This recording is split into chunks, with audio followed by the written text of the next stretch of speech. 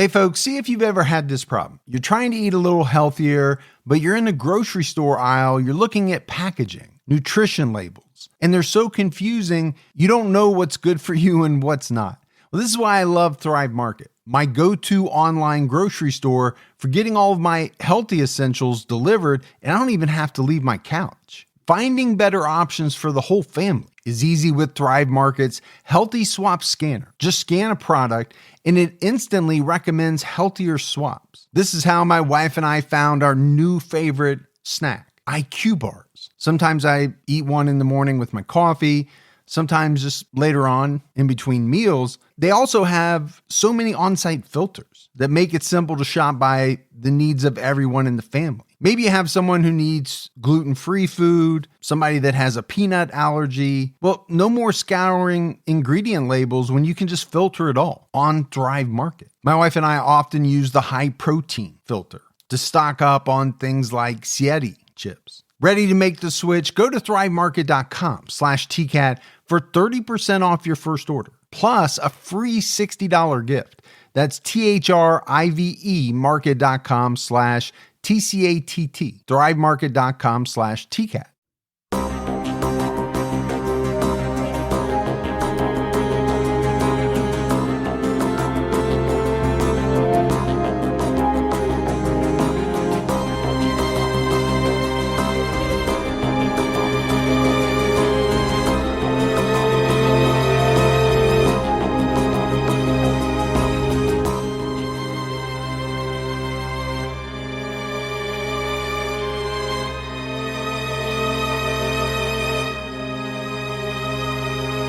Hello, everyone, and welcome to episode 365 of the True Crime All the Time podcast. I'm Mike Ferguson, and with me, as always, is my partner in true crime, Mike Gibson. Gibby, how are you? Hey, man, I'm doing good. How about you? I'm doing very well. You were telling us on Patreon about your kind of starring role in that movie Saltburn at the very end. Oh, the body double? The body double, not starring role, but, big role. Just didn't see your face. No, I had to wear that green mask for the green screen. For the CGI. Yeah, but everything else was all Rex West. All Rex West.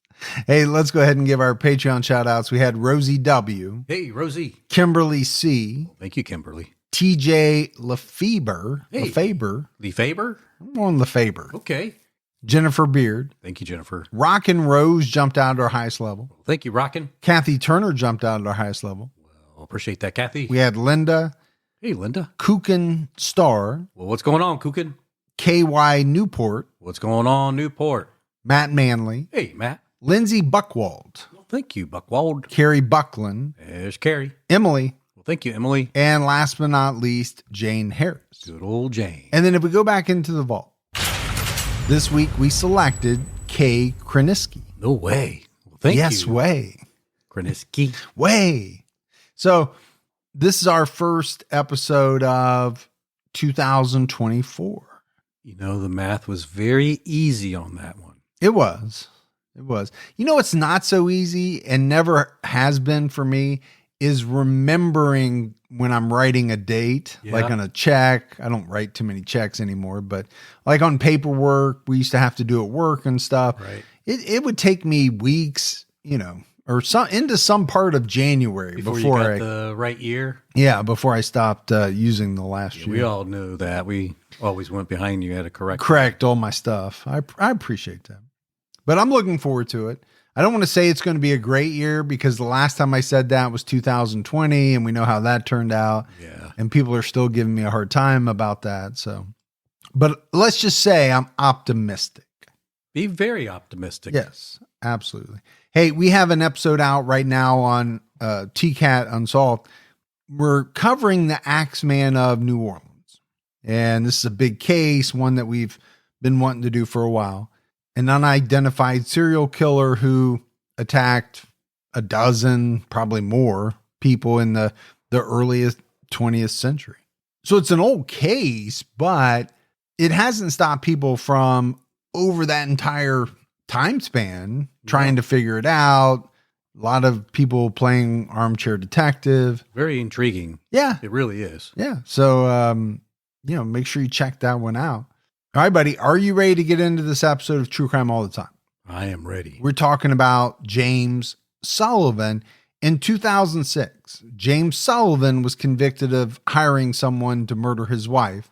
Lita Sullivan was killed on the day of an important hearing in their divorce proceedings and 10 days before they were scheduled to go to trial.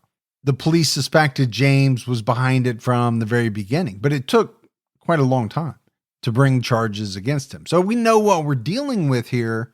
Unfortunately, it's something that we have seen all too often, right? A man committing violence, often murder, when it comes to divorce, custody, some situation like that. Right. James Sullivan grew up in Boston and graduated from the Boston Latin School, which the South Florida Sun-Sentinel described as an academically rigorous public school. I like those apples. Yeah. I mean, I'm sure you probably went there. You've been to every prestigious school known to man, apparently, somehow. I am very good at Latin, per se. I got you. I don't think the Latin is a huge part of the school system, but in 1962, James graduated from the College of the Holy Cross with an economics degree. He studied business management at Boston University for a year, but didn't finish his graduate program. So, he went to some good schools. He did, yeah. Boston U, good school. Holy Cross, good school. James spent years working as an accountant. He and his first wife, Catherine, had 4 children together. So I had somebody come out the other day to do like the yearly furnace inspection. Yeah. They do one in the winter and they do one in the spring. Before summer. And we got to talking, the guy who came out, and he said he had 8 kids. Oh, wow. And I was like, wow, man, that's a lot. A lot of mouths to feed. Was it Chuck and Sons? No. No, he didn't have all of his kids with him. In the early 70s, the family moved from Massachusetts to Macon, Georgia, so James could work for his uncle Frank Beinert. He owned a wholesale liquor distributorship called Crown Beverages, Inc. Now, that is quite a difference. Boston to Macon, Georgia, or just Massachusetts to Georgia in general. It's a huge difference. The speech pattern slows way down when you get into Georgia. That's right. I also think, at least in my experience, things are a little more laid back in like the Georgia, Tennessee, South Carolina area as opposed to the Northwest. Or the Northeast. What did I say? Yeah, no, I meant the Northeast. Yeah. Thank you for correcting me. Where everything's bustling and all of that. In January 1975, Frank Beinert died of a heart attack and left his stock in the company to James. But just 2 months later, Catherine filed for divorce. The divorce was granted in January 1976, and Catherine got custody of the children. But that year was the year that James met 23-year-old Lita Sullivan McClinton, who would become his second wife. Lita was born in Atlanta, Georgia. On January 7th, 1952, she was described as vivacious, caring, and gracious. According to the South Florida Sun-Sentinel, Lita came from a politically prominent family. Her mother, Joanne McClinton, was a state legislator. And Lita was accomplished in her own right. She majored in political science at Spelman College, but she was also interested in the fashion industry and wanted to own a boutique one day. After college, she got a job at an upscale women's boutique. According to CBS, she met James when he came to her workplace. So 2 smart individuals. Yeah, sounds like. Good education. It was said that Lita was immediately charmed by James, who was 11 years older than her. Lita's friend Poppy Marable told NBC he courted her as an older gentleman could. He had resources. What kind of resources did he have, Gibbs? Money? I was going to say, I don't believe she's talking about, coal, gold, wood, things like that. She's talking about money and the fact that he was, showering maybe gifts or things onto this younger woman. But Lita's parents were not impressed. They thought James was brash and arrogant. They had some concerns about the relationship. We just mentioned, right? They weren't crazy about James' personality. There was the age difference and the fact that they were an interracial couple. Well, it is 1975. Yeah. And we're talking about the South. This is a period of time when interracial couples still faced heavy judgment, discrimination, especially in some of the southern states. According to the South Florida Sun-Sentinel, Lita's family said that James lied about his background. He told them his father was a publisher in California, but he actually was a typesetter for a Boston paper. James came from a blue-collar family, and he seemed ashamed of it. Lita and James got married on December 29th, 1976. According to Joanne McClinton, James didn't tell Lita he was previously married and had 4 kids until the night before the wedding. Yeah, you got to put on the brakes there. That's a problem. Well, it could be a problem. It may not be a problem. It does seem to me that the problem is you're in this relationship, it's progressing, you've decided that you're going to get married, but yet you haven't told your soon-to-be wife that, number one, you were already married once, but that you have 4 children. Seems like something that would come up at a dinner at some point. You would think so. During the courting process. By the way, I have 4 kids. Now, that may have been a deal breaker for her. It may not have been. But when you spring it on her the night before the wedding, makes it a little tough to walk away. It does. I think it makes it tougher. After the wedding, they went back to Macon, where James continued running the liquor distributorship and Lita worked in a department store. While they were living in Macon, Lita left James once and threatened divorce, but she went home and chose to continue the marriage. James became a multi-millionaire with his business. In 1981, he purchased an oceanfront mansion in Palm Beach, Florida for $2 million. Okay. If you bought a house today, Gibbs, for $2 million, that better be a freaking mansion. Now, it depends on where you live. Of course. Right. I'm excluding California and richy places, but in most parts of the country, $2 million will buy you a heck of a house. Oh, yeah. Now, what will it buy you in 1981? Oh, my gosh. That's a ton of money. Down there in Palm Beach, it's expensive real estate, but $2 million and 81, man, it'd be like beep, boop, beep, boop, beep, boop, boop. 90 million today. We'll go with it. I have no idea. No idea how close you are on any of these, but I wish somebody would have left me a liquor distributorship. Yeah. We could be recording in your mansion basement in Palm Beach. So in 1983, James sold Crown Beverages for $5 million. And then he and Lita moved to Palm Beach full time. So, he did make quite a bit of money.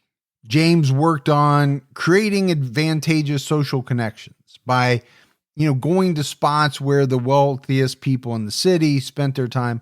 On the outside, it looked like James and Lita were living this luxurious lifestyle that would make people envious, but Lita was miserable. And how many times have you and I talked about this? The difference between the lives that people have, what they look like from the outside looking in versus what's really going on with someone. Yeah. You never know. You don't. There's no way to know. For one thing, Lita missed being in Georgia. She didn't like Palm Beach because she didn't have any friends there. And the community wasn't welcoming to her because she was black. She insisted that James buy her a townhome in Buckhead, a wealthy district of Atlanta. James bought the townhome in late 1984. Lita started visiting home often. And I don't know if you've ever been to Buckhead. Yeah. It's awesome. It is. I love that place. So even though he bought this expensive townhome for his wife, James was extremely tight with money on a day-to-day basis. I mean, I would say that sounds like someone else I know, but that person who's sitting across the table from me, would never buy a $2 million lake house, would never buy a townhome in Buckhead. He would not. But still is very frugal on a day-to-day basis. Lita's father, Emery, told Dateline that although it appeared like they had money, Lita didn't have access to it. He said if he didn't bring home napkins from Wendy's, they didn't have napkins. Okay, I think that's taking it a little too far. I mean, I know my wife's grandmother sometimes takes sugar packets from restaurants. You know, people do that. They do. But napkins don't cost that much money. Yeah, but they're free. I get it. You and I are coming at this from different angles because we have a different sense of frugality. I mean, they put them out there for you to take.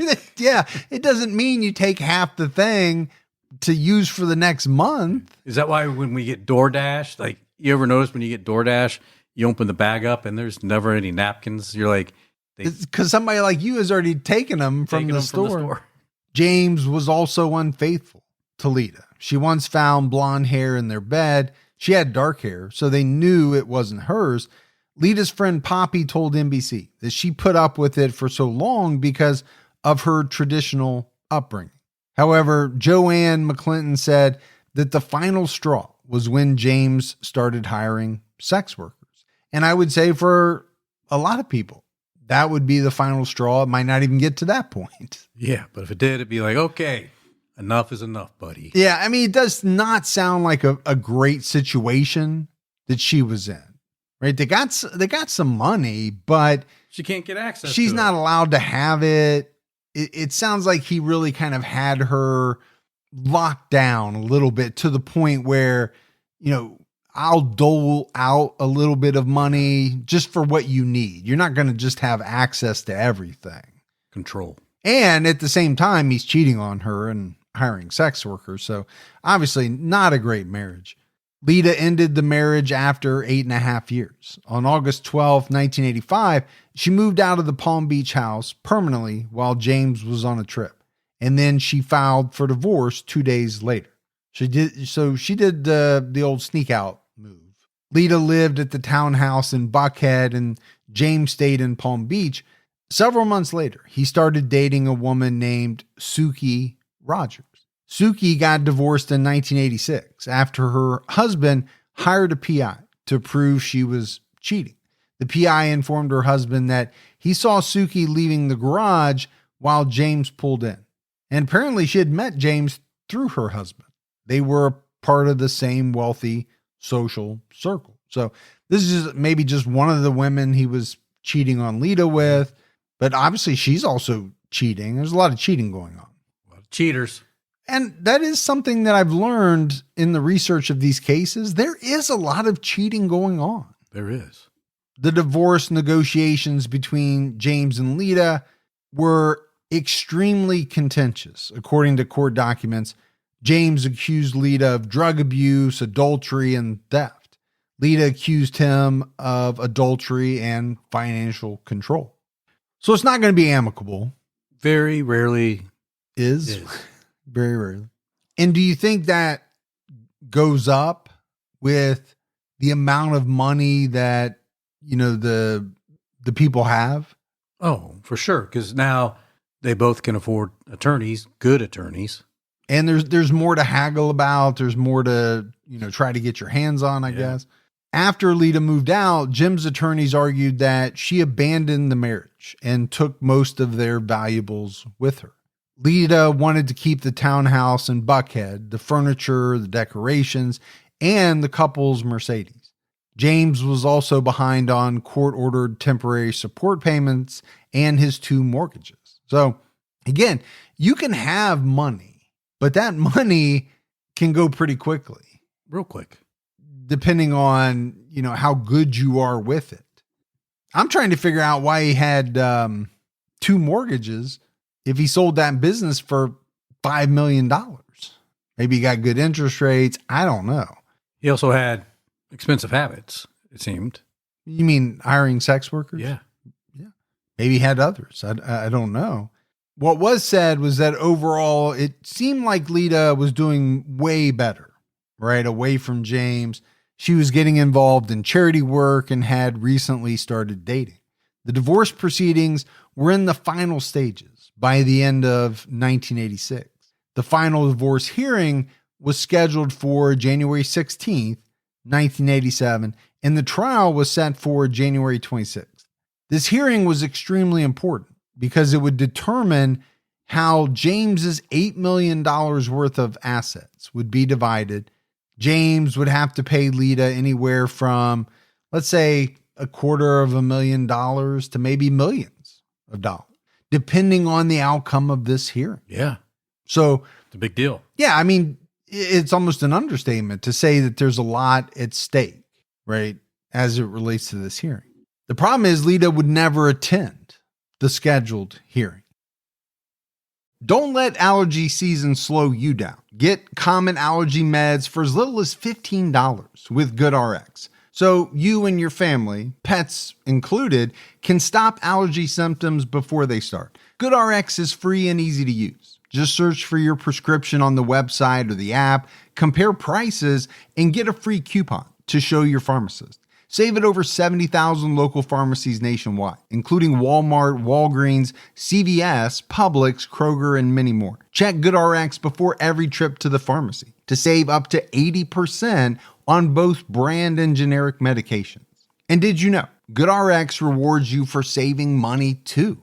Join GoodRx Rewards today and earn points every time you use a coupon. Remember, GoodRx is not insurance, but works whether you have insurance or not. And it could beat your insurance copay price. I've been using GoodRx for years, and I can't tell you how many times I have saved money even with my insurance. Stop allergies before they start and save big on allergy medications this season with GoodRx. Go to goodrx.com/TCAT. That's goodrx.com/TCATT. You know, once the temps start rising, I realized I was back in the same worn out rotation. Same tank, same shorts, same everything. So I gave my daily uniform an upgrade with Quince. Their pieces are easy, elevated, and somehow make me feel more put together without even trying. Like they're 100% European linen shorts and dresses from $30.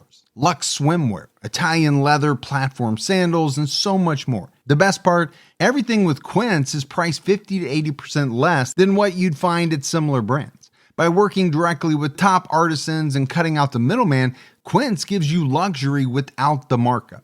And Quince only works with factories that use safe, ethical, and responsible manufacturing practices and premium fabrics and finishes. I'm getting ready to stock up on shorts for summer from Quince, and I know they're going to be amazing because everything I've ordered has been of the highest quality, and the prices are amazing. Treat your closet to a little summer glow up with Quince. Go to quince.com/TCAT for free shipping on your order and 365-day returns. That's QUINCE.com/TCATT to get free shipping and 365-day returns. Quince.com/TCAT.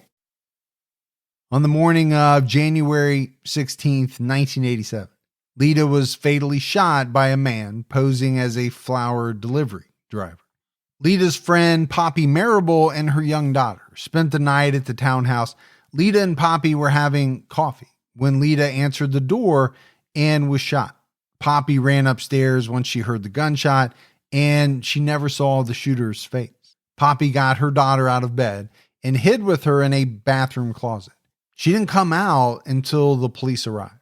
She asked an officer if Lita was alive. He said, barely. Lita had been shot in the head and later died at the hospital. So, I mean, I just want to kind of step back and, think about what this scene must have been like. Obviously, Lita was shot and lost her life, but her friend Poppy's there. She hears the gunshots. She's got a child, wants to protect the child. And it must have been such a chaotic, scary thing. Well, it had to be. Lita's neighbor, Bob Christensen, told the police that he saw the gunman approach her door when he went outside to get his morning paper. He described him as a stocky, middle-aged white man, about 6 feet tall. Not really narrowing things down a whole lot there. No, it sounds like a pretty big population. Probably a part of the population. But he must have got somewhat of a look at his face, because he told Dateline, our eyes kind of locked. I was going to ask him, what are you doing here? And then I got a very bad feeling about the guy. 2 9mm bullet casings were found at the crime scene, but the murder weapon was never found. The box of flowers was also left behind. Investigators went to the flower shop. Printed on the box, the florist said one man came in to purchase flowers while a second man waited in the car. So that's a pretty good lead. It is. You've got an eyewitness. You've got this flower box that is left behind. You can follow up on that.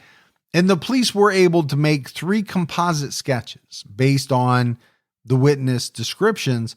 Investigators quickly learned that Lita was in the middle of a contentious divorce. Keyword was contentious.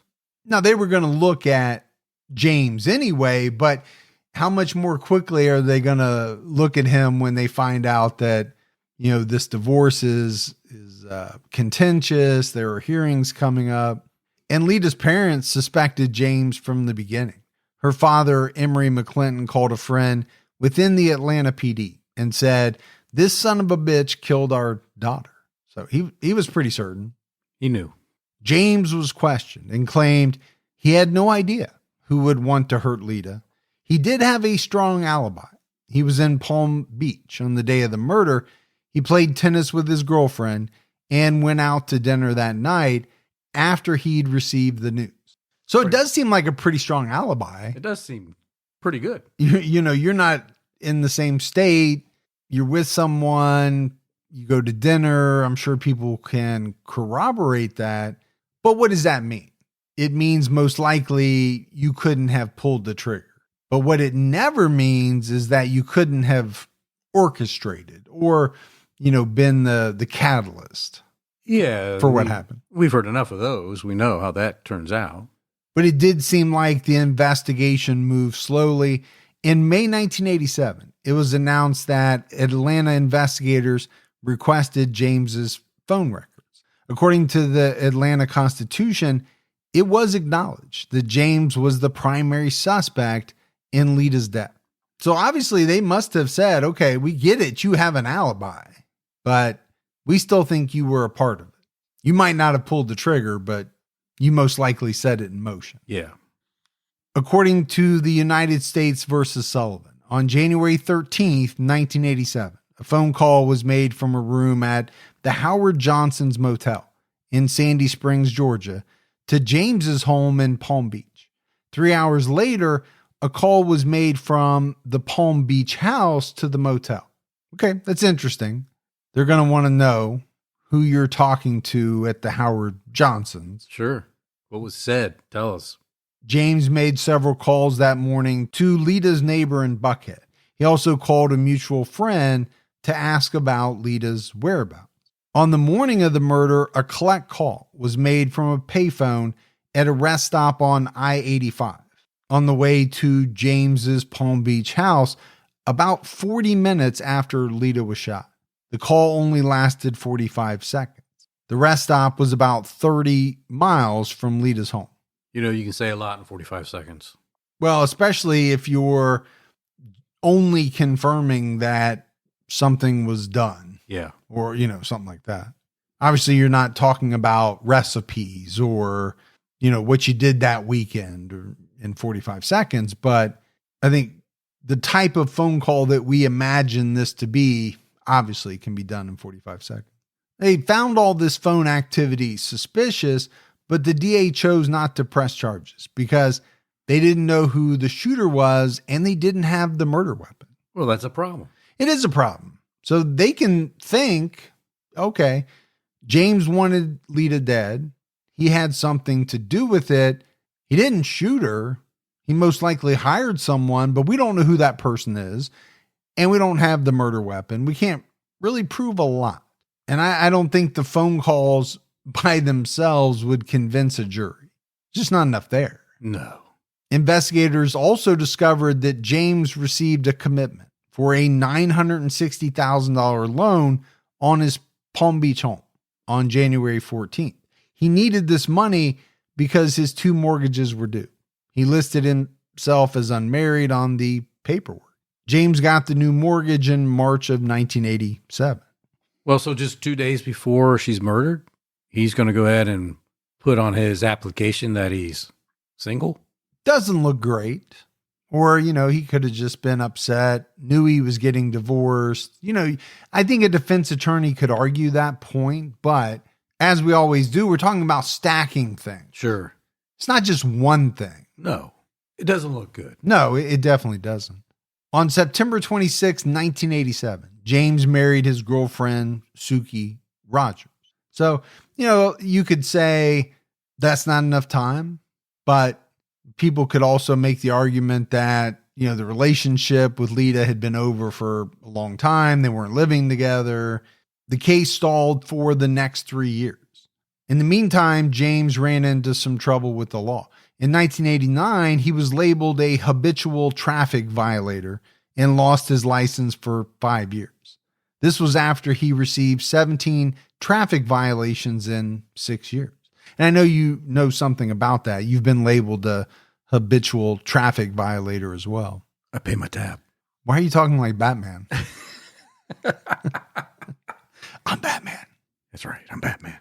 On March 8th, 1990, James was involved in a fender bender in Palm Beach and received a citation for driving a car with an expired license and tag. Okay, I don't put a lot on that one. I myself at times have forgotten to get my license renewed in a timely fashion. Yeah. Been there, done that. In May 1990, James said in court that his wife, Suki, was driving. Suki backed his statement under oath, and the charges were dismissed.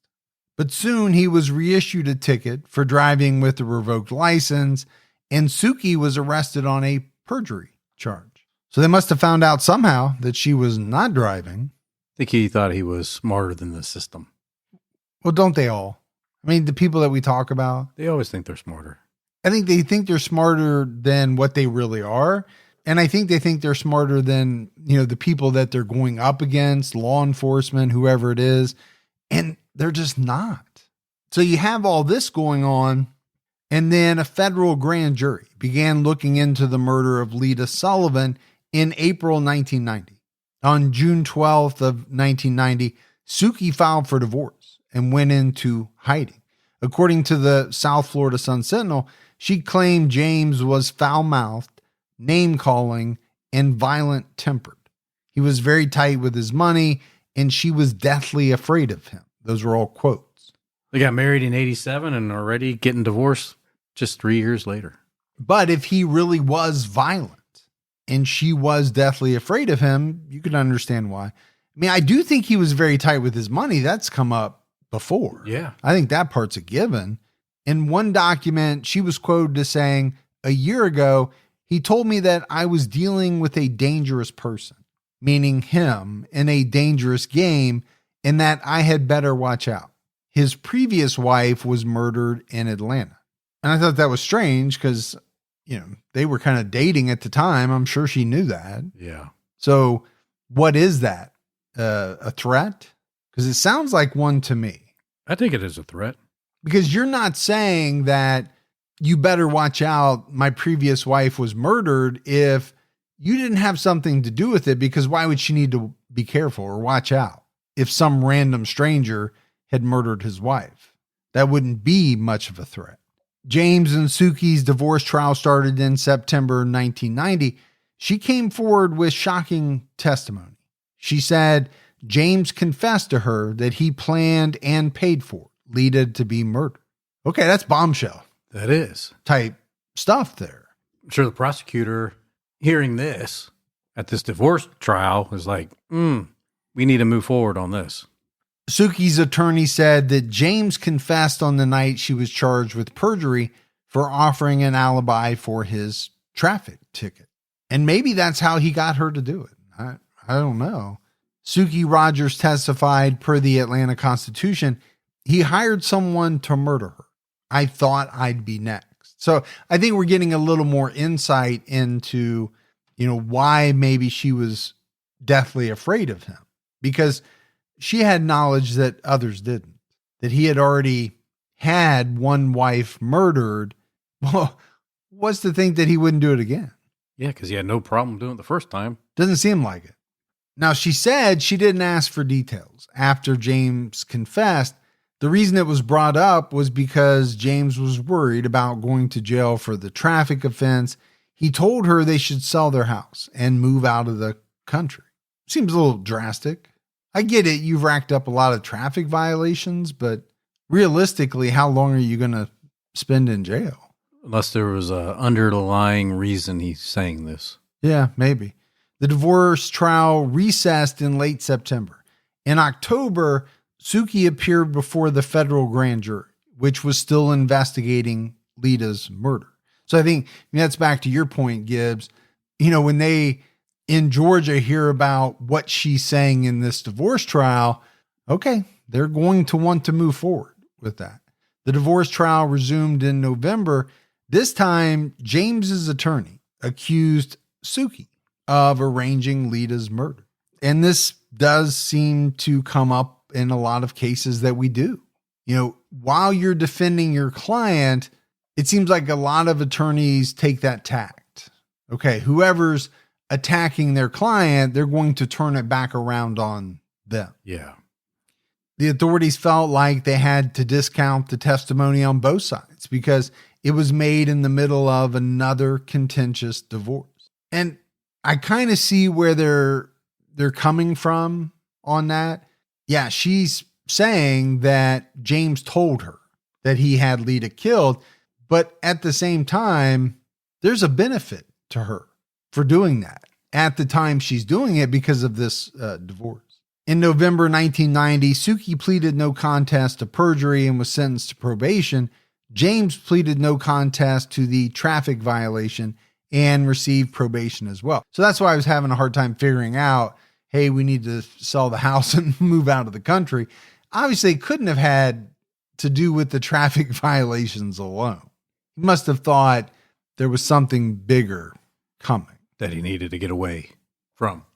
The divorce trial finally ended on December 10th, 1990. Suki's request for alimony was rejected. She was allowed to keep her wedding ring, but not much else. So she did not do very well at all. Only 3 years, though, so... Yeah, but 3 years, no alimony, nothing. Yeah. On December 11th, 1990, James was arrested and charged with 2 counts of perjury and soliciting perjury for persuading Suki to lie in court about the traffic violation. On May 30th, 91, James pleaded no contest to the perjury charges and received a year in jail and a year on probation.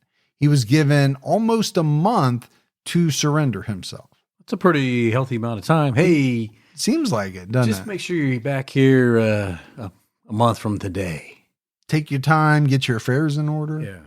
It seems like James was able to work out some sort of deal, though, because he was serving a year of house arrest when he was arrested on September 10th, 1991 on firearms charges.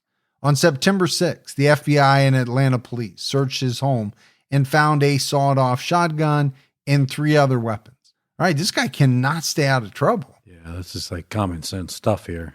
Now, you can own a shotgun, but they don't like it when you saw it off.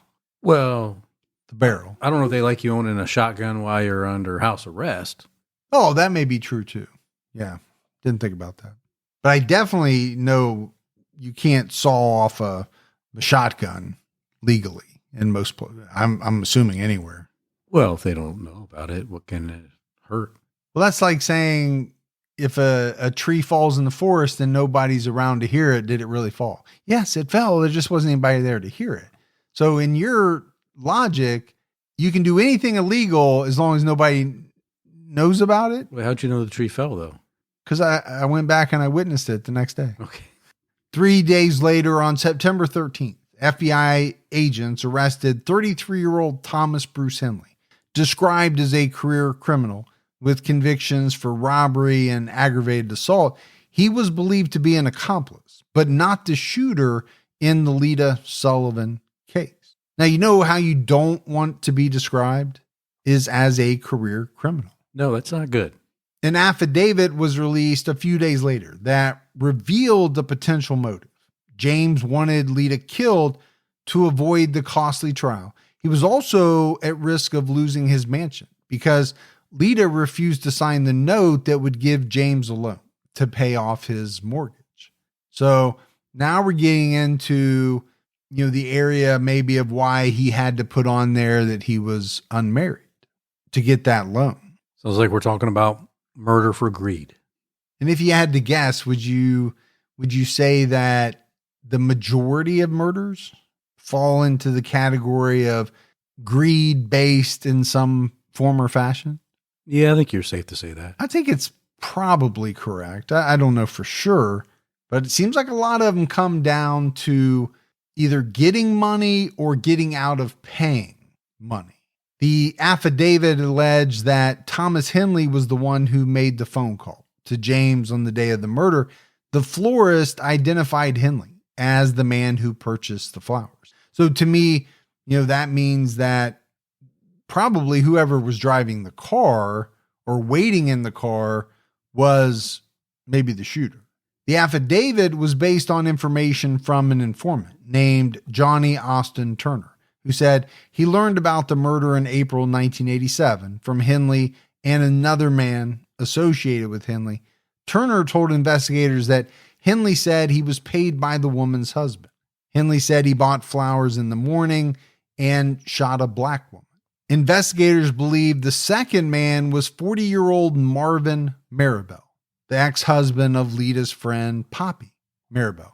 Johnny Turner identified Maribel in a lineup as the man associated with Henley. And Maribel was a known associate of James Sullivan, and in 1986 he pleaded guilty to illegally tapping his wife's phone before their divorce. He picked up conversations between Poppy and Lita. James admitted that he received tapes of the conversation. So there was a lot going on here. Number one, there has been a number of contentious divorces. A lot of illegal activities. But, think about trying to find someone to help you in a scheme to murder your soon-to-be ex-wife. Who are you going to turn to? Her best friend's husband? Seems strange, even if you are close. Yeah. On October 9th, 1991, charges were dropped against Thomas Bruce Henley, in part because he had not been indicted within 30 days. According to the Atlanta Constitution, the judge called the case mighty weak at the arraignment. So again, when we talk about these cases, there are some where the evidence is overwhelming and there are a lot where there's a lot of smoke. There's a lot of circumstantial stuff, but it would be hard to say that it's strong evidence. Yeah. Is it good enough to put somebody away? Right. And I think in the case of Thomas Henley, the judge said, no, it wasn't. On January 10th, 1992, James Sullivan was indicted on 5 counts by a federal grand jury. He was indicted under the murder for hire statute and was charged with making 4 phone calls with the intent to murder Lita and 1 count of causing another to use a firearm in a crime. Okay, I've never heard of that one. I mean, I get what they're saying, right? He's the mastermind. Yeah, he orchestrated it. Yep, he orchestrated the murder. He was indicted 6 days before the expiration of the statute of limitations. And that had to have been a factor. I'm sure they were watching that date very closely. They didn't want to let that go by and let this guy walk if they thought he really, set it up. James' trial started on November 3rd, 1992. Prosecutors argued that James was preoccupied with his wealth and didn't want to lose anything in the divorce, which is why he paid to have Lita killed. And we've seen many men do this. They don't want to give up what they have in a divorce. Money, kids. They don't want to pay alimony. They don't want to pay child support. Jurors heard a taped conversation between James and a friend where he gave details about the murder weapon that had not been released. He said the gun had 9 shells or cartridges and was an automatic weapon used by drug cartels. Okay. I don't know where he got his hands on an automatic weapon, but Pilar Bissell, the wife of one of James's business associates, testified that James received 3 calls in his study on January 14th, 1987. He was hosting a dinner party at his Palm Beach mansion. He seemed distracted and anxious that evening. James took the 3rd call around 2:30 p.m. She said she heard him say, "Get flowers." You mean get flowers, like get that flower box to hide that gun? I mean, I think if you're the prosecution, that's the connection you're trying to make. But on November 23rd, 1992, the judge threw out the murder for hire case due to insufficient evidence. On June 4th, 1993, James pleaded guilty to firearms possession and was sentenced to 18 months of limited house arrest and 42 months probation. I don't think this guy still has seen the inside of a jail. No, he's definitely been lucky. Or was it because he had a boatload of money? Privileged? And he was able to hire, top-notch attorneys. Lita's parents filed a wrongful death suit against James, which went to trial in February 1994. On February 23rd, a civil jury found that James arranged Lita's murder. He was ordered to pay $4 million in damages. It's a healthy amount. It is. It also strikes me as being about half of what his assets were listed at one time. I wonder if maybe that's how they came up with that. And you wonder if he thought about, why did I just pay that from the get-go? Well, everybody knows, right? The burden of proof is a lot lower in a civil trial than it is in a criminal trial. Even the smallest step forward can make a big difference in your financial future. When you open a Chime checking account, you're one step closer to a better financial future with no maintenance fees, fee-free overdraft up to $200, or getting paid up to 2 days early with direct deposit. Making progress has never been easier. I think we've all been in that position where we've had an overdraft. Well, with Chime, you can overdraft up to $200 with no fees. That's amazing. And they have over 50,000 fee-free ATMs. Make progress towards a better financial future with Chime. Open your account in 2 minutes at chime.com/TCAT. That's chime.com/TCATT. Chime feels like progress. Banking services and debit card provided by the Bancorp Bank N.A. or Stride Bank N.A., members FDIC. Spot me eligibility requirements and overdraft limits apply. Fees apply at out-of-network ATMs. MyPay eligibility requirements apply. Credit limits range from $20 to $500. $2 fee applies to get funds instantly. Crime checking account required. Go to chime.com/disclosures for details. True Crime All the Time is sponsored by BetterHelp. Folks, therapy can feel like a big investment, but let's think about the state of your mind. It's just as important as your physical health. Traditional in-person therapy can cost anywhere from $100 to $250 per session, which adds up really fast. But with BetterHelp Online Therapy, you can save, on average, up to 50% per session. With BetterHelp, you pay a flat fee for weekly sessions, saving you big on cost and time. And you get quality care at a price that makes sense and can help you with anything from anxiety to everyday stress. Your mental health is worth it, and now it's within reach. I've used the BetterHelp service for years. And I love the fact that, I can connect with a therapist in a comfortable spot in my home on my laptop. With over 30,000 therapists, BetterHelp is the world's largest online therapy platform, having served over 5 million people globally. Your well-being is worth it. Visit betterhelp.com/TCAT today to get 10% off your first month. That's BetterHelp, HELP.com/TCATT. The next update in the case occurred 4 years later. So, he's got to pay a bunch of money. He still has not seen the inside of a cell. In April 1998, it was announced that the Atlanta Police, DA's office, and the Georgia Bureau of Investigation traveled out of state to interview a new witness. After a TV program about Lita's murder aired in 1998, a woman named Belinda Trahan reached out to investigators with critical information. Belinda was in a relationship with a man named Philip Anthony Harwood for about 3 years in the 80s. They lived together in Albemarle, North Carolina. Tony Harwood previously worked for a moving company and delivered furniture to James's home in Palm Beach in November 1986. When he came home, he told Belinda he was going to do a job for a man who wanted to, quote, take out his wife because she was causing trouble during the divorce. This is according to Sullivan versus State. He was going to get $25,000 with half up front. Now, Belinda said she didn't believe him because apparently he loved to brag. And there are a lot of people like that. You know, they like to puff themselves up and, for sure, tell tall tales because they want to make themselves seem more interesting than what they really are. In January 1987, Tony went on a trip from North Carolina to Georgia, but said he was unsuccessful because the woman didn't answer the door. According to NBC, Belinda told him, anyone knows that if you wanted to get a woman to answer the door, all you would have to do is take flowers to the door. Belinda later said she regrets saying this because she didn't really believe Tony at the time. And whether that's true or not, I'm sure she did regret it. Oh, big time. Tony went on another trip to Georgia and told her the job was done. Again, she didn't believe him until he took her to a restaurant where a stranger sat down and slid a newspaper across the table, inside of which was an envelope full of cash.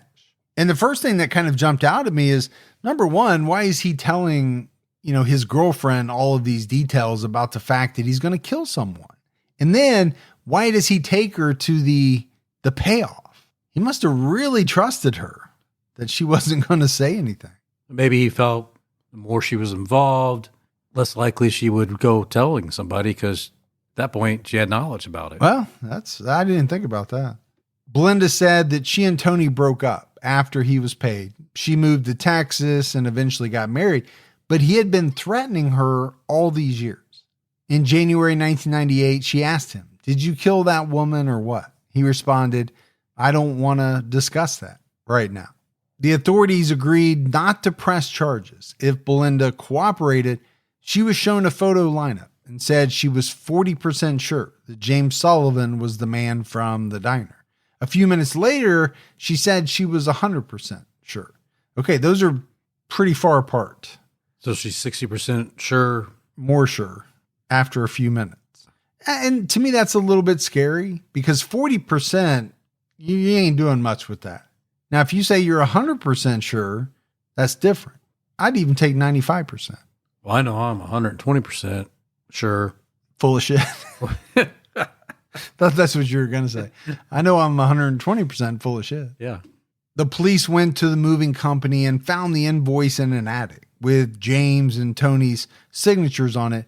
This gave them proof of connection between the two men beyond Belinda's statement. And to me, this is big because, we've been talking a lot about this person saying that, I heard this or this person told me that, but not a lot of evidence to back up those statements. And here I think is where you get some of that. Belinda was terrified that James or Tony would find out she was the witness. According to CBS, she spent 4 months hiding out in a crawl space under her house with a loaded gun. That's crazy. That is a long time, 4 months. Her husband, Tim Trahan, said that he wouldn't put it past James to pay $100,000 to kill the witness that would send him to prison for the rest of his life. And that's a true statement. I mean, if you're going to pay $25,000 to kill your wife so that you just don't have to pay some money, you're definitely going to pay more than that to ensure that you don't spend the rest of your life in prison. Yeah, easily. I'm just trying to imagine spending 4 months in a crawl space. There's some pretty rough crawl spaces out there. I don't know if there are a lot of nice, really nice crawl spaces. They're not meant to be super nice. Well, that's true. Yeah. Not going to find a luxury crawl space. No. The police asked Belinda to call Tony and get him to talk because they wanted more evidence against James. As reported by CBS, when Tony was asked why he didn't turn James in, he said, I thought about that too. But see, all he can do is testify that I was the one. Belinda told him, I didn't never figure it was really real. You know that. Tony responded, oh yeah, it was real. I live it every day. Sometimes I cry myself to sleep at night thinking about it. And that's a very interesting statement. You know, I think a lot of times when we talk about someone killing a person, we assume that they're cold-hearted or that, you know, they have like a serial killer type mentality, but I don't think a lot of them do. Actually, I think most people, let's say in a situation like this where they probably never killed anyone before, it's going to haunt them for the rest of their life. I think for a lot of people. Yeah, I think they're always going to be having nightmares. You ended someone's life for $25,000. That's going to have to crop up at least in the back of your mind at points in time. I also think, you know, be wondering when and if, or not even if, just when are they going to figure it out and come get me? Yep. That looking over your shoulder all the time, that would be miserable. On April 19th, 1998, Tony Harwood was arrested and charged with felony murder. According to retired GBI agent John Lang, when Tony was arrested, he said, I've been waiting for you boys for a long time. I've been waiting for this day for a long time. So I think that goes back to what you were saying. Yeah. Probably a big relief, actually. Yeah. I mean, nobody wants to go to jail, but could there possibly be relief that you're no longer having to look over your shoulder every day? Maybe. He pulled a piece of paper out of his wallet that had James Sullivan's number written on it. Tony Harwood gave a full confession about how James hired him to kill his wife and admitted to making the phone call after Lita was killed. But Harwood wasn't the most reliable witness because of his criminal record. But even with that, prosecutors felt like they finally had enough to press charges against James. On April 24th, 1998, a warrant was issued for James Sullivan's arrest. So it did take a long time, over 10 years. But as we've kind of talked about, you know, they were compiling evidence. It just never seemed as though they had enough. Yeah, they needed to make sure that if they were going to take this to trial, they were going to win it. Yeah, because you only get one shot, right? Well, that's what Eminem says. I told you I used to live just a couple of miles away from Eminem. Did you? Yeah. 10 mile? In Detroit. Yeah. I lived at like 11 miles, so maybe 3 miles away. So a few miles away. A few miles away. You sound tougher when you said a couple. Well, there's a big difference between those 3 miles. Let's just put it that way in Detroit. Yeah. The difference between like 8 mile and 11 or 12 mile. Night and day. Night and day. So they're going to arrest James. The problem is he fled to Costa Rica. The authorities were able to track down his address, but he was no longer there. After that, he fled to Panama, Venezuela, and eventually Thailand. The authorities launched an international manhunt, but it took years to find James. Unlike the average person, he had the wealth and resources to go on the run for a long time. Makes a difference. It makes a huge difference in everything we talk about, right? Hiring an attorney. Can you get your hands on a lot of cash to flee the country? Most people can't. No. You know, a lot of us were living paycheck to paycheck. We have, you know, however many thousands of dollars in our savings account. We don't have a big chunk that we can just take out, put in a duffel bag and jot off or jet off or however you say it. And he's got the cash to get fake documents if he needs them. Sure. I know that's how you've been supporting yourself for a long time. I'm pretty good at those. Making fake documents. Yeah. In May 2002, the case was featured on America's Most Wanted. A few months later, a police officer in Thailand who was familiar with the case spotted James and contacted the FBI. And James was arrested on July 1st, 2002. And to me, that is just amazing. We talked earlier about, you know, a program that was done on Lita's murder, and it caused someone to, you know, call in with information. So now the case is profiled on America's Most Wanted, and a police officer in Thailand spots James. How amazing is that? That's awesome. The authorities believed James was able to move his money overseas during his time on the run because he continued living a wealthy lifestyle. According to the Palm Beach Post, James purchased a BMW and a luxury beachfront condo in Thailand. This is like Jason Bourne. Now, the Bangkok Post reported that his condo was worth $96,000 and that James's Thai bank account received monthly transfers over $1,000. So what I'm getting from that is that your money goes a long way in Thailand. I think so. Luxury beachfront condo, a lot cheaper in Thailand apparently than Palm Beach, which does make a lot of sense. It took over a year to get James back to the U.S. to face trial. On February 12, 2003, Tony Harwood pleaded guilty to voluntary manslaughter and was sentenced to 20 years in prison. He agreed to testify against James at trial. And that's a pretty light sentence for the person who pulled the trigger. I'm assuming a lot of that had to do with them needing him to testify against James. Yeah, for sure. I think 20 years is pretty light for what he did. Yeah, I think it is too. But if you have to have him to get James, I think prosecutors have to make those kind of deals all the time. Yeah. James was finally extradited on March 26, 2004. On January 28, 2005, Bibb County DA Howard Sims announced that prosecutors were investigating the 1975 death of James' uncle, Frank Beinert. Authorities wanted to take a second look at Frank's death because it benefited James financially. In March, it was announced that his body would be exhumed and an autopsy performed. Testing was finished in June, and no evidence of foul play was detected. Probably because either there was no foul play or too much time went by. Yeah, possibly. I mean, you can't blame them for maybe thinking that, well, if he was able to do this, was he also able to kill his uncle? Because let's face it, he did inherit a lot from his uncle. He really did. On November 21st, 2005, the Georgia Supreme Court ruled that James could be retried for murder. James and his attorneys had argued double jeopardy because he had already been acquitted, but he was told he could be prosecuted once in federal court and once in state court.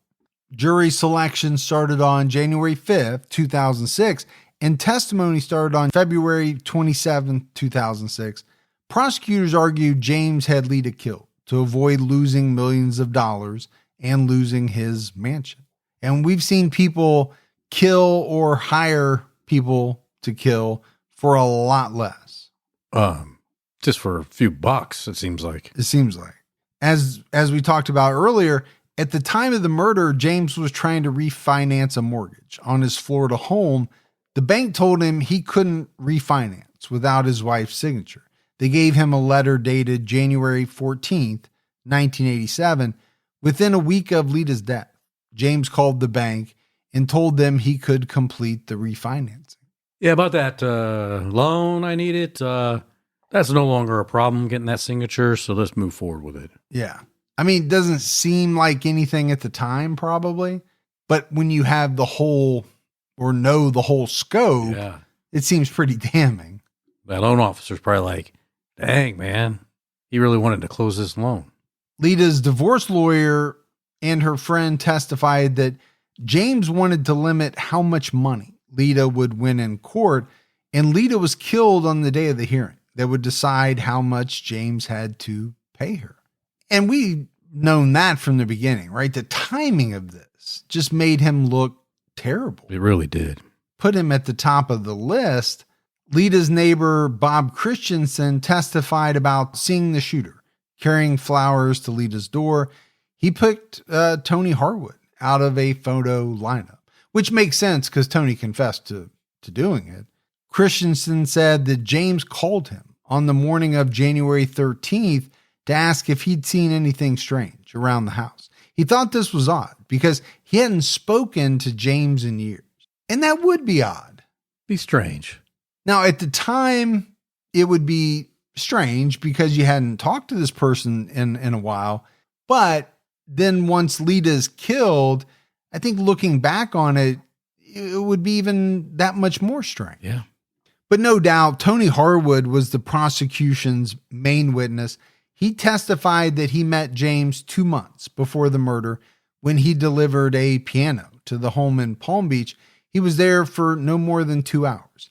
But during that time, James propositioned him for murder.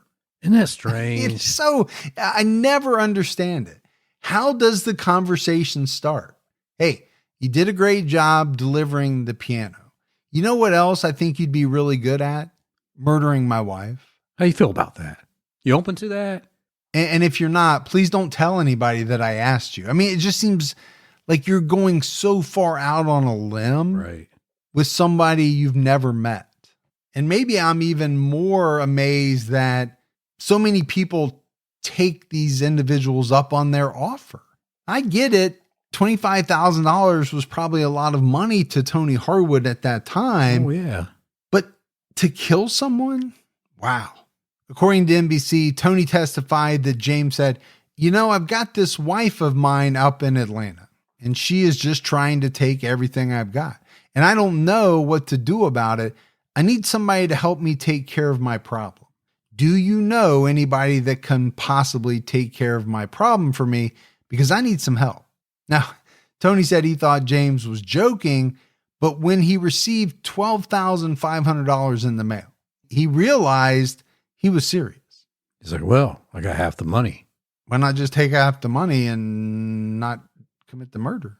James wanted Lita killed before Christmas, but the plans were delayed until January.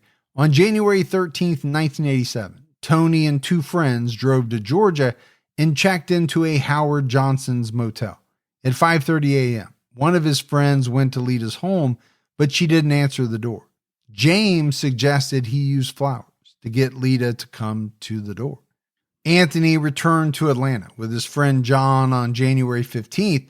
On the morning of the 16th, he went to a flower store and gave John money to buy roses. He drove to Lita's townhome. John took the flowers to the door and rang the bell. John then shot Lita when she answered the door. Afterwards, Tony called James's home and told him Merry Christmas. This was confirmation that Lita was dead. That was the 45-second phone call? I'm assuming it was, although it doesn't take 45 seconds to say Merry Christmas, so I'm not really sure. Some of that could have been getting James on the phone, maybe. Maybe. But Tony's testimony didn't go exactly as the prosecution had planned. They presented a registration card from the motel with Harwood's handwriting on it, as well as the phone records. According to NBC, when Tony was asked by the prosecutor if he agreed to participate in the death and murder of Lita Sullivan, he responded, "To be honest, I would have to answer no." As quoted by CBS, he said, "First of all, I didn't agree to kill his wife. What I agreed to do was to find someone to do it." All right, so a little curveball for the prosecution. It is. Now, we could be talking about semantics here, but Tony contradicted his ex-girlfriend Belinda's statement that a man gave money at a restaurant table. He said the man paid him in the men's restroom, which meant she wouldn't have seen this transaction. Tony admitted that he had lied to the police about the case in the past and said he once told Belinda a different story, that the mafia was involved. And I think for Tony, this is some dangerous territory here. He's already made his plea deal. You did. So why stir the pot? Yeah, that's kind of what I was thinking. Belinda Trahan testified that when Tony returned from his work trip to Palm Beach in November 1986, he told her that some white guy wanted to take out his black wife because she was going to divorce him and he didn't want her to have anything. It's very specific. It is. Now, does it mean it's 100% truthful? No, but it is very specific. She didn't believe him, thought he was lying to cover up the fact that he cheated on her. Okay, guys cover that up, I'm sure, all the time. It does seem strange to try to cover up the fact that you're cheating with a story about, you being hired to kill someone. There are other stories that you could tell to cover up the cheating that don't make you out to be a killer or conspiring to kill or whatever. Best to leave that to the side. She testified that Tony traveled to Georgia in January and told her he was unsuccessful at completing the job. Once again, she confirmed that she suggested he bring flowers to the door. And she told that same story about seeing a stranger slide a newspaper to Tony at a restaurant, which was hiding an envelope full of cash. The prosecution asked her if she could identify the stranger who came to the restaurant. She identified him as James Sullivan in court. Under cross-examination, she admitted that she didn't know the name or location of the restaurant. They accused her of being coached. They argued that Belinda identified James in court, but she struggled to identify him in a photo lineup back in 1998. The defense alleged that she might have lied to get the reward money. And that was, one of my questions kind of as we were going through the research. What reason would Belinda have to lie? It sounds like she had gone on with her life. She was married. Her and Tony hadn't been together for, some time. But if there really was reward money, that could be a reason. It could be. Everybody's got some level of greed in them. Sure. They also attacked Tony's credibility as a witness. James's defense brought up the fact that there was no murder weapon and no financial records to support the state's claim that he paid $25,000 for the murder, even though the state claimed part of it was paid in cashier's check.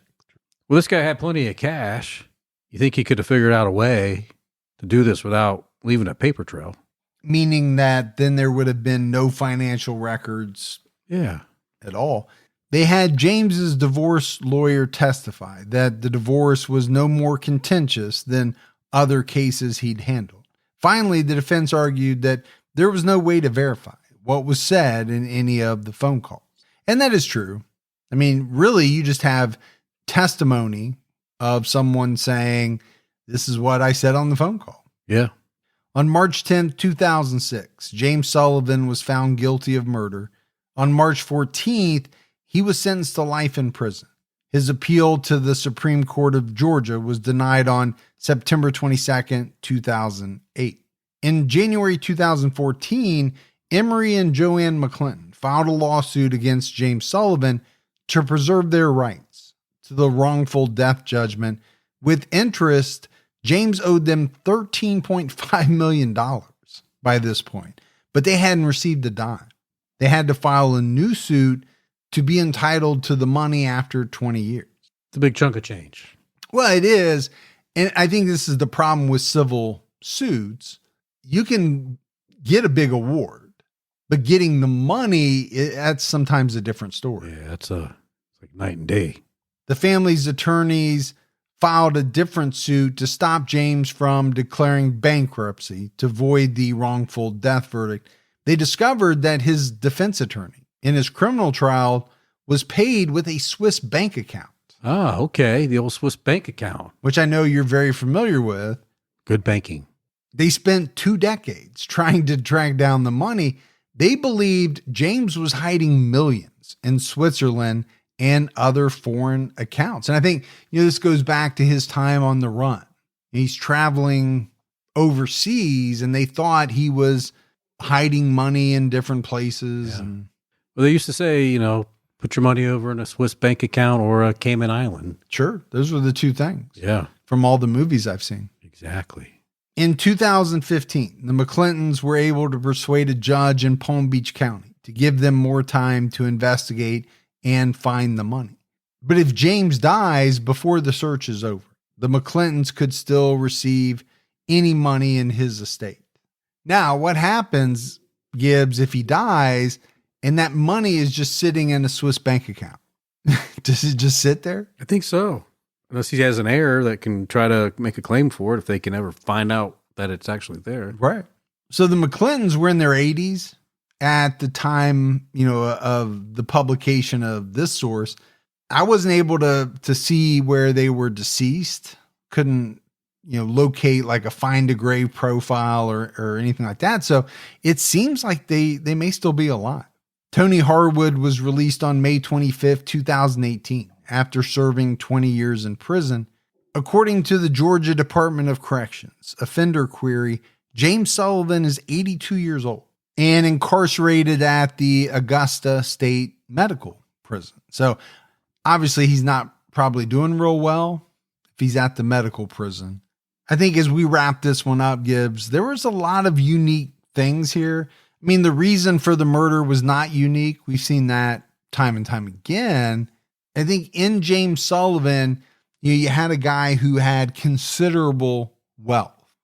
And like we kind of talked about earlier on, what does that money allow you to do? It gives you a lot of flexibility. It gives you more money to hire better attorneys. It gives you access potentially to a lot more cash than most people could get their hands on. Maybe you could pay a hitman in cash. Mostly to evade the authorities? Yeah. Go on the run, stash money all over the place. Money is not everything, but it does allow you to do certain things. Comes in handy during certain situations. Yes, that other people can't do. And then I think, when you look at the fact that investigators were almost certain that he had something to do with it right from the very beginning. Sure. But it took 19 years, to kind of get to that point. And for what? Right? What caused him to feel like he needed to do that? What caused him to feel like he needed to kill Lita? It was almost like the divorce was getting ready to be finalized. He couldn't control her financially. He definitely didn't want to, give up his millions. His half? Any of them, I don't think. Yeah. So he made the decision to have his wife murdered so that he wouldn't have to give up anything. Yeah, well, how'd that work out for him? Except your soul. Yeah. You're going to lose that, but you get to keep your millions, and you're going to spend the rest of your life in prison. I do think it's sad that he got to live so many years free, that it just, it took him so long to put it together, but sometimes that's just the way it works. But in the end, they got their guy. They did. I would have loved to have seen him do more time. Sure. Yeah. To be convicted earlier, but at least he got what was coming to him. But that's it for our episode on James Sullivan. We got some voicemails. You want to check those out? Let's hear them. Hey, it's your friendly latent print criminalist from Missouri.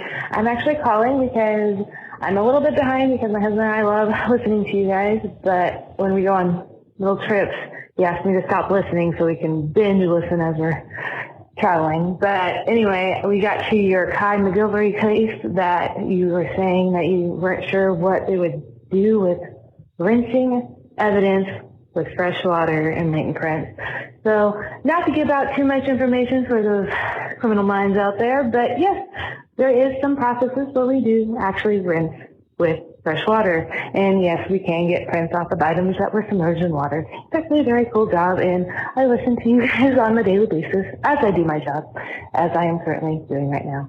Well, thanks, guys, and keep up the great work. I am Team T-Cat all the way. Thanks. Bye. All right. Always love it when she calls in because she's doing the job. She's doing it. So she's got did you just do Boston doing it? She's doing it. Yeah. I don't even know what accent that was, but she has that knowledge. She does. The very specific knowledge that can answer some of the questions that we have. She shared it. She did. Hey guys, this is Jessie from Atlanta, and I'm listening to your episode on Carla Hughes, and I was enjoying your banter about Gibby's love of equestrian art, and I was really waiting for one of you to mention Gibby's assless chaps. So I was a little disappointed. That was just a missed opportunity. I love you guys. Just teasing. Keep your own time ticking. Bye. No, I think you're absolutely right. It was a missed opportunity. I didn't think about it. Over the years, I have been given I've gotten a lot of flack. Yeah. For my assless chaps comment. Well, I was watching The Office the other day and they were talking about assless chaps. See?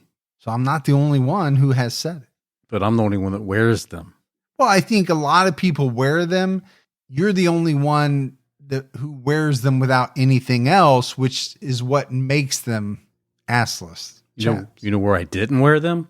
When I did the body double. In that movie, Saltburn? Yeah. And I don't think you do it when you go do your prison shows either. No. That would be only when I out of go line. to the what I senior call citizens Yeah, home? the senior homes. Yeah. Yeah. It's a big hit over there. Yeah, they like it. All right, buddy. We had no mailbag, so that is it for another episode of True Crime All the Time. So for Mike, And Gibby. stay safe and keep your own time ticking.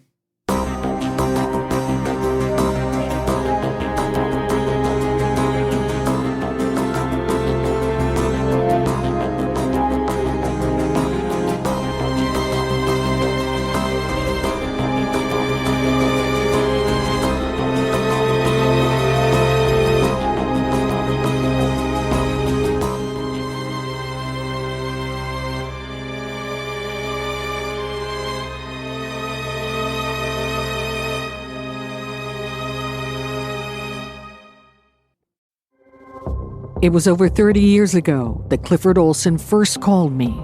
Secret phone calls from Canada's most notorious serial killer. I knew I was killing the children, but I couldn't stop myself.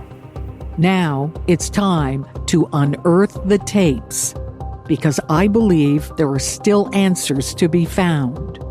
I'm Arlene Bynum from CBC's Uncover, Calls from a Killer. Available now.